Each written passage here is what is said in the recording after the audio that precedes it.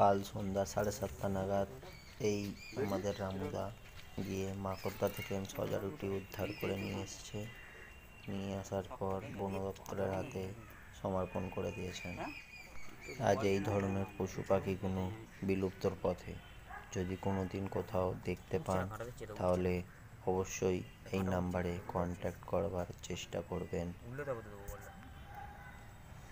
চেষ্টা করছিল তোর জন্য আগে তোলার উঠছে না, গাড়ি ঢুকছে না গাড়ি। আপনাদের জন্য যথাযথ নতুন নতুন ভিডিও নিয়ে আসার চেষ্টা করব। Please subscribe my YouTube channel and press the bell icon.